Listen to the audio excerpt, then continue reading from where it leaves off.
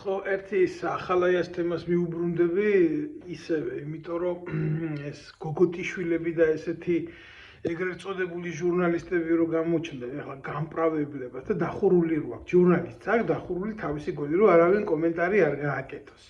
ვინმე კრიტიკული აზრი არ დაწეროს, არ უთხრას სიმართლე, ჟურნალისტი კი ქვია ის. ხო და ერთი რა გაიხსენეთ, იცით, აი ვინც ჯარისკაცები იყავით მაშინ და თავდაცვის სამინისტროში მსახურობდით. ახალაიას დროს არჩევნები მოდიოდა, რა ხდებოდა მაშინ ქვედანაყოფებში. გახსოვთ? ყაზარმულ მდგომარეობას რო გამოაცხადებდნენ. ზოგადად რო იცოდეს ახ სამოქალაქო პირებმა ყაზარმული მდგომარეობა ასე ჩვეულებრივ არ ცხადდება და თავისი პროცესები აქვს ყაზარმული ვითარების გამოცხადებას, რა უნდა მძიმე პოლიტიკური ვითარება და დაძაბულობა უნდა იყოს, ან მოწინააღმდეგე მხრიდან რაღაცა ესკალაცია უნდა იყოს, რომ ამას თავისი მზადყოფნებს თავისი ნომრები აქვს რა. გამოცხადდებოდა მზადყოფნა, იმიტომ რომ არის არჩევნები, მაგრამ ერთი-ორი დღით კი არ ცხადდებოდა. ერთი კვირით ადრე, ორი კვირით ადრე. შეიძლება ერთი თვით ადრე გაკეთებული იყო ეგეთი რაღაცა, უფრო ერთი თვით ადრე ხდებოდა რა. ჯერ ხო სამხედრო ბაზებზე ვერ უზრუნველყოფდნენ რა. სამოქალაქო პირი იყო, სამხედრო პირი იყო, ეხებოდა მას, ეს არ ეხებოდა, აბსოლუტურად ყველას მიიზიდავდნენ ბაზაზე.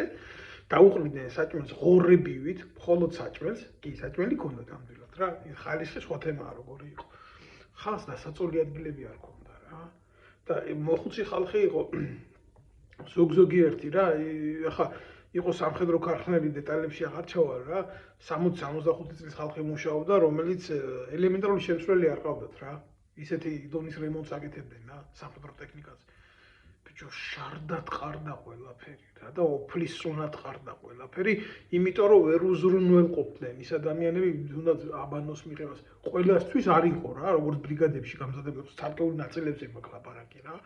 ხალხს გარეთ ეძინა ეგრეთ წოდებულ პლაცებზე. ლოგინებიც კი არ ქონდათ. და ვიღაცა გამოდიხართ, ახლა ახალაიას აპრავებთ. სადა ეს ერთი ის გოგოტიშვილი რო არის, სირის, ვითომ ჟურნალისტი როა. ერთი თუ მაგარი ტიპი არის, მოდი ჩამერთოს აქ რა. და დავილაპარაკოთ, არანაირ სიტყვიერ შეურაცხყოფას არ მივაყენებ. უბრალოდ თავისი პოზიციიდან გამომდინარე აღმოჩნდება, რომ ჟურნალისტი კი არა, ფალოსია რა. და ეს კიდე ვინც ახალაიებს აპრავებთ და ქოცებო თქვენი დედამოთხან, თქვენი რატო არ ამოიღებთ საერთოდ ამ საქმეს, თუნდაც ამას რომელსაც ვლაპარაკობ, რა სისხლის სამართლის საქმე არ არის ეს? რა გქონდათ ასეთი მონობაში, ეგრეთ წოდებული ესკლავში ყოფნა. გქონდათ მაგათ საზოგადოების და საერთოდ არმიის და სახელმწიფო ინსტიტუტის ასე დამორჩილების უფლება გქონდათ? აი, გისვამთ შეკითხვას და მიპასუხეთ. ხო ხართ მაგარი ექსპერტები, ხო ხართ მაგარი მცოდნეები ყველაფრის, იქეთ აკუბარდიები, თეონა აკუბარდიები, მაკუბარდიები, აკუნია ბარბაკაძეები, თავყლირდგლიძეები, 1000 ვინმე ხართ? ჯარი იცით 5-იანზე. სიმართლის ლაპარაკი არ გინდათ და ხმას არ იღებთ, რა იყო და როგორ იყო.